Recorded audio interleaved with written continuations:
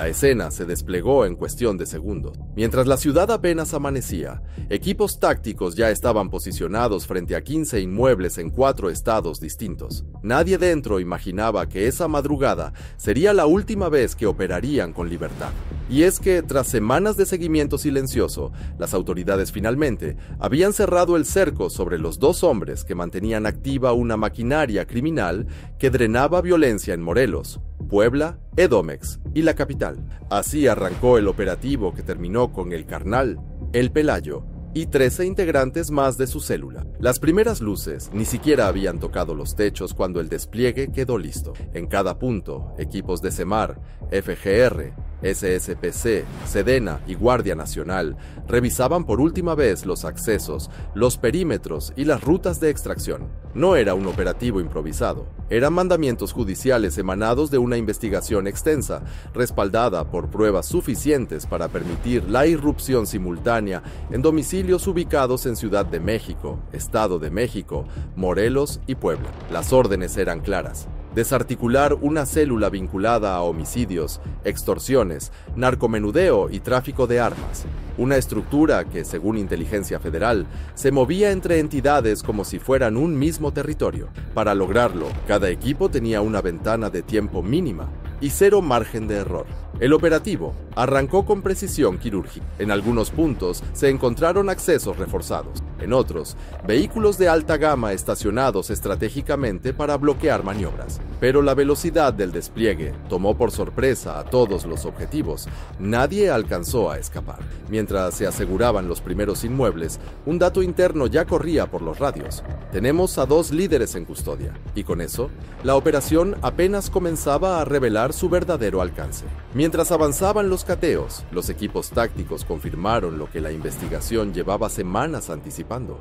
Los objetivos prioritarios se encontraban en 2 puntos distintos, cada uno resguardado por miembros de su propia célula. El primero en caer fue Isaí Gabriel Armendáriz Franco, alias El Carnal, de 34 años. Inteligencia lo ubicaba como cabecilla operativo, un hombre que mantenía control directo sobre el flujo de armas, droga y dinero dentro de la organización. Su nombre apareció en varias carpetas por homicidio, extorsión y tráfico de armas. En el cateo donde fue localizado, los agentes reportaron movimientos sospechosos en el segundo piso. Bastaron segundos para romper resistencia y asegurar el área. Objetivo 1, controlado, se escuchó por radio. Minutos después, el cerco sobre Ignacio Ramírez Pelayo, alias Pelayo, se cerró con la misma precisión. Este segundo líder, de 44 años, era señalado por coordinar la distribución territorial, manejar rutas de narcomenudeo y supervisar la red de violencia que la célula desataba cuando perdía territorio.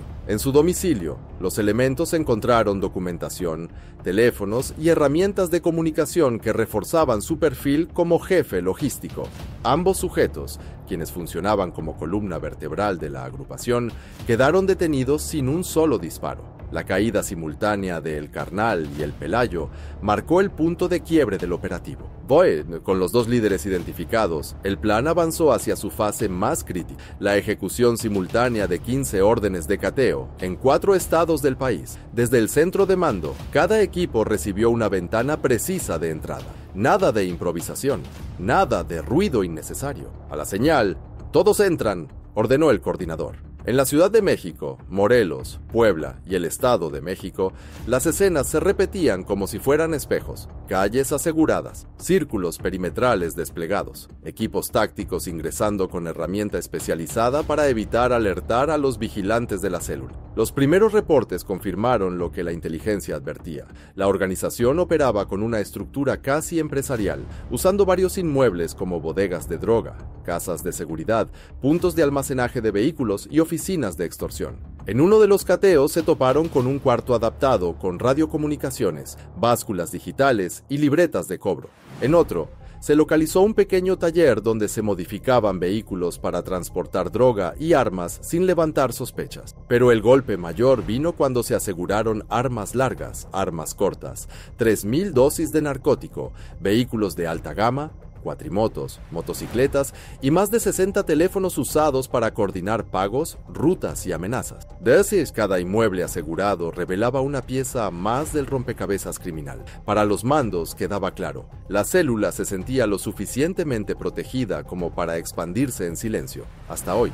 Mientras los cateos avanzaban, los equipos tácticos que operaban en el Estado de México dieron con los dos objetivos principales del operativo: Isaí Gabriel Armendáriz Franco, alias El Carnal, y José Ignacio Ramírez Pelayo, alias Pelayo. Ambos eran considerados los nodos de mando de la célula. Coordinaban homicidios por encargo, administraban puntos de venta, supervisaban extorsiones y cobros semanales, y movían armas entre los 4 estados donde operaban. La orden era clara: detenerlos sin permitir ningún tipo de fuga o señal de alerta hacia el resto de la estructura. Los equipos se acercaron con protocolos de bajo perfil, nada de persecuciones, nada de balaceras. La idea era neutralizar a los líderes antes de que activaran sus teléfonos o dieran la instrucción de quemar evidencia. El primer informe llegó desde la zona asignada a Pelayo. Objetivo localizado. Está acompañado pero no armado a la vista. Avanzamos. Minutos después, otro mensaje desde la ubicación de El Carnal confirmó que el cerco estaba cerrado. Ambos hombres fueron detenidos en acciones limpias, sin disparos, y sin que sus escoltas pudieran reaccionar.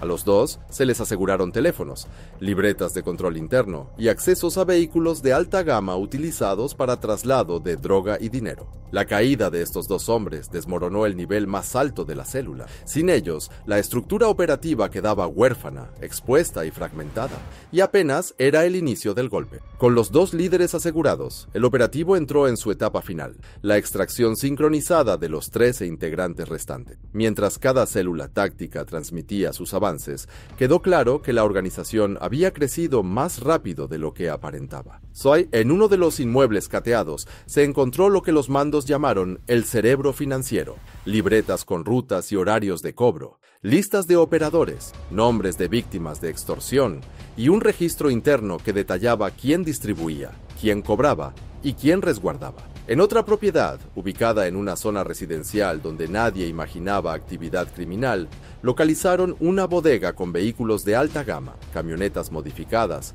motocicletas listas para halcones y hasta un racer preparado para moverse en terracería sin levantar ruido. Eran los juguetes y herramientas de una operación que había aprendido a moverse por tierra, por callejón y por carretera sin dejar rastro. Entre los detenidos, 6 contaban con órdenes de aprehensión por delincuencia organizada, lo que confirmó que no eran improvisados. Eran operadores que se movían por instrucciones, con niveles de responsabilidad escalonados y entrenados para desaparecer en cuanto algo saliera mal.